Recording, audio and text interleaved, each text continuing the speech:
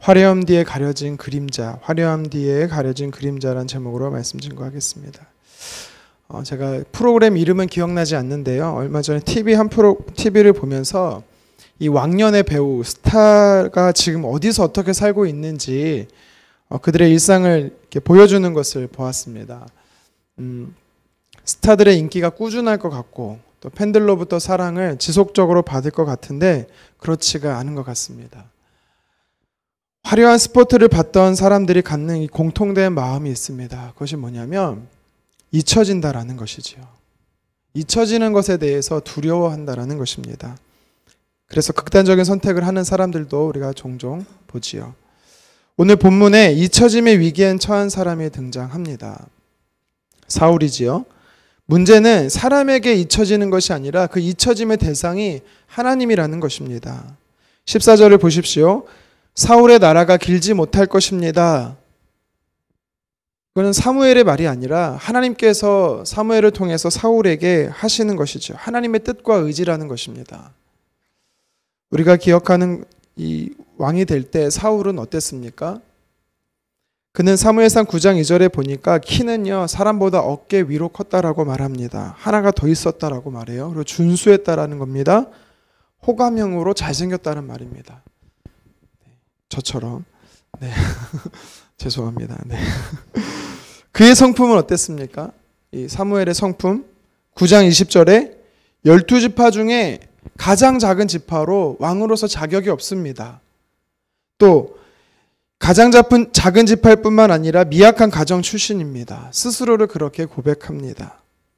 사무엘상 10장에는 3번의 제비뽑기로 왕이 선출됐을 때 그는요 이 짐꾸러미에 숨어 있었습니다. 이것은 내성적이다라는 것도 되지만 그는 그만큼 겸손했다라는 것입니다. 자기의 분수를 아는 사람이었습니다. 또 11장에 보니까 하나님의 영에 크게 감동되어서요 길르앗 야베스의 사람들을 구원할 정도로 정말 사람들에게 뿐만 아니라 하나님 보시기에 그는요 화려함 속에서 왕이 되었던 사람입니다. 혜성처럼 등장한 사울은요 길갈에서 왕의 즉위식을 갖습니다. 그런데 그의 인기가 순식간에 꺼지는 것을 볼 수 있습니다.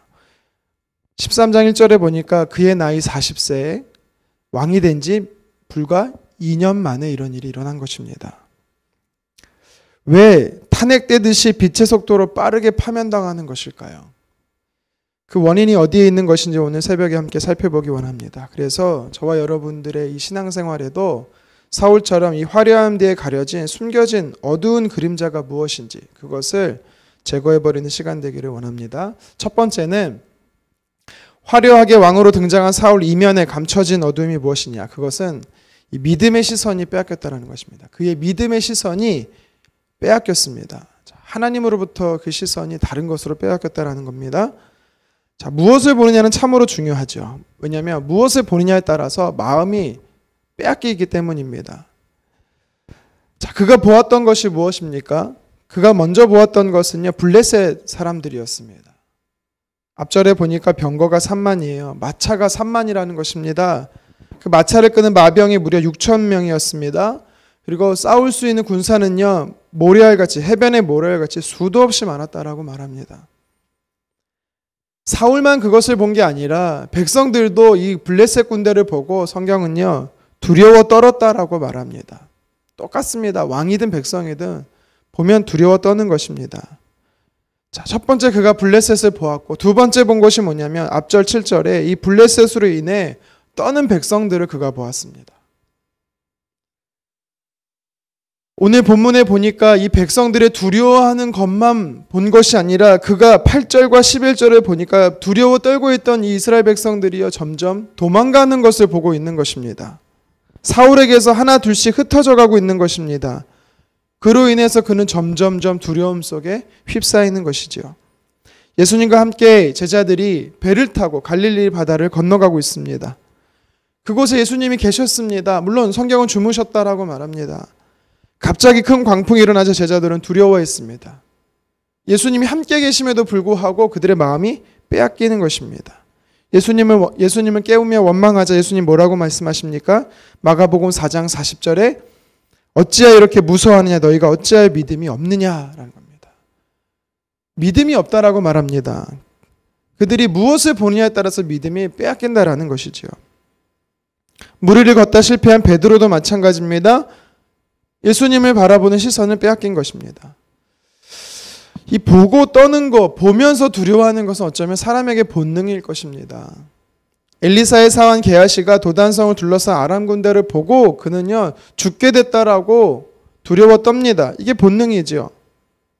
그래서 사울은 어떤 사람입니까? 그가 왕이 됐을 때 11장에 보면 이 암몬의 나하스의 이 손에서 야베스 사람들을 구할 때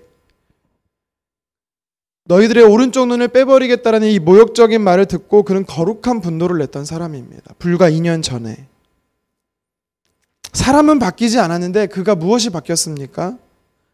사울의 바라보는 시선이 바뀌었던 것입니다. 하나님을 바라봤던 시선이 다른 것으로 빼앗겨 버린 것입니다. 성경을 보면요, 사람에게 있어서는 인생에는 두려움의 반복 같습니다. 위기는 하나를 극복하면 또 다른 위기가 계속해서 우리에게 첩첩산중으로 나타납니다. 스무고개 하듯이 계속해서 있는 거예요. 그때마다 하나님은 우리가 하나님을 바라보는 시선을 빼앗기면 안 되는 것이지요. 창세기 13장에 하나님께서 99세가 된 아브라함에게 능력의 하나님으로 나타나면서 뭐라고 말씀하십니까? 너는 내 앞에서 행하여 완전하라라고 말합니다. 여기서 완전하라는 뜻은요, 하나님을 바라보는 시선을 고정하다라는 뜻입니다. 하나님을 바라볼 때 사람이 완전해질 수 있다라는 것입니다. 이 말은요, 하나님을 바라보지 않을 때 불완전해진다라는 것과 똑같습니다. 하나님을 바라봄으로 하나님이 누구신지를 우리가 알 때 내가 처한 나의 약함과 나의 부족함이 있다 할지라도 우리는요, 하나님의 바라봄으로 인해서 늘 승리할 수 있는 것입니다. 왜 걱정이 안 되겠습니까? 사람이면 걱정이 많습니다. 염려가 있습니다. 그러니까 예수님이 뭐라고 말씀하십니까? 염려를 하나님께 맡기라라고 말합니다. 염려가 아예 없다라고 말하지 않습니다. 염려가 있지만 하나님께 맡기라라고 말합니다. 염려하지 말고 기도와 간구로 감사함으로 하나님께 아뢰라고 말합니다. 이 모든 것이 바로 하나님께 시선을 고정하는 것입니다. 사울은 하나님을 바라보는 것에 실패했습니다. 그래서 결국 하나님 뜻에 불순종하는 이 왕으로서 제사를 지내게 되는 것이죠. 나도 사울처럼, 저와 여러분들이 사울처럼 믿음의 시선을 빼앗기고 있지는 않습니까? 그로 인해 하나님이 기뻐하지 않는 선택을 하고 있지는 않습니까? 내 시선이 사로잡혀 있는 것이 무엇입니까? 그것이 하나님이 되기를 간절히 소망합니다. 계속해서 이 화려한 왕으로서 등극했던 이 사울이 단 2년 만에 그가 하나님 앞에 잊혀지는 이유가 무엇인가? 그것은요, 그는요 하나님과의 친밀함을 잃어버렸기 때문입니다.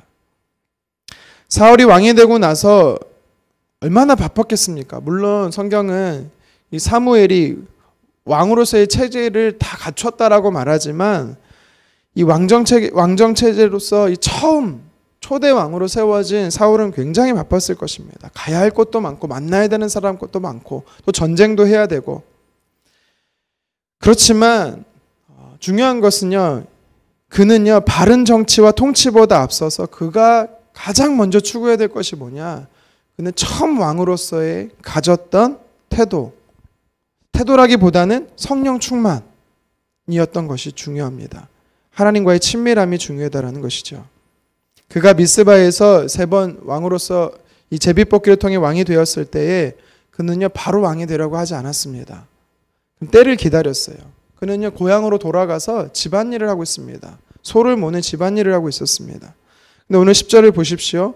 그가 하루만 더 기다렸어도, 아니 반나절에 몇 시간만 기다렸어도 그는 제사를 드릴 수 있습니다. 이것만 보면 그가 기다리지 못해서 문제가 됐을 거라 생각하지만 사실 그는 기다림에 실패한 게 아니라 13절 하반절에 사무엘이 사울에게 뭐라고 말합니까? 하나님 여호와께서 내리신 명령을 지키지 아니하였도다. 단순히 기다림의 문제가 아니라 그는요 14절 똑같이 말해요. 여호와께서 왕에게 명령하신 바를 지키지 못했다. 무슨 말이냐면 하나님의 말씀을 지키지 못했다라는 겁니다. 2년의 시간 동안 그가 바쁘다란 핑계로 하나님의 말씀을 잊어버렸, 고의적이든 고의적이지 않든 그 하나님의 말씀을 기억지 못했다라는 겁니다. 이것은 근본적으로 하나님과 친밀한 삶을 게을리했다라는 것입니다. 너무 바빠서 나는 시간이 없어서 기도할 시간도 성경 볼 시간도 없다. 죄송하지만 이건 다 핑계입니다. 사울처럼 하나님 말씀에 순종하는 태도가 없는 것입니다. 하나님과 친밀함이 사라질 때 하는 핑계가 바로 오늘 이 사울의 핑계와 똑같습니다. 이스라엘은 신정국가죠. 신정국가라는 것은 사람이 왕으로 다스리지만 그 왕도 백성들도 하나님의 뜻대로 다스림을 받는 나라라는 것입니다. 그렇다면 왕이었던 이 사울 왕이 가장 중요시 여기고 가장 집중해야 될 것이 뭐냐면 하나님의 말씀, 하나님의 뜻, 하나님께 순종하는 것입니다. 그 순종은 하나님과의 친밀함으로부터 오는 것이죠. 사울은 하나님과 친밀함 없이 형식적인 신앙생활, 제사만 지내면 전쟁에서 이긴다라는 마치 과거 엘리자상 때의 이 블레셋 전투에서 전쟁터에 법궤만 갖고 오면 언약궤만 갖고 오면 승리한다라고 생각했던 이스라엘 백성들의 이 미신적 태도와 똑같았던 것이죠. 하나님과 친밀함이 사라지면 신앙생활은 형식만 남는 것입니다. 사울은 화려하게 왕으로 등극했지만 2년 만에 너무 빠르게 버림을 받았습니다. 우리는 이 땅에 예수님의 제자로 사명의 사람으로 살아가고 있습니다. 그렇다면 영향력 있게 살아가기 위해서는 어떻게 해야 됩니까? 오늘 이 사울의 모습 속에 이 그림자처럼 있는 어두운 면을 점검해야 되는 것입니다. 내가 시선을 하나님께 정말 고정하고 있는가? 신앙생활은요, 보는 것의 싸움입니다. 상황이 어려울 수 있습니다. 계속 반복됩니다. 그런데 우리는요, 믿음의 눈을 하나님 앞에 고정하는 것을 빼앗겨서는 안 되는 것입니다. 잘 지켜야 되는 것이죠. 그리고 하나님과의 관계, 친밀함을 우리가 우선순위 해야 되는 것입니다. 분주하고 바쁠 수 있습니다. 또 해야 할 일들이 참 많이 있습니다. 염려가 있습니다. 걱정이 있습니다. 그런데 그 모든 것들이 어떤 것들, 무엇이든지 간에 하나님과의 친밀함에 더 멀어지게 한다면 그것이 우리에게 독이 되는 것입니다.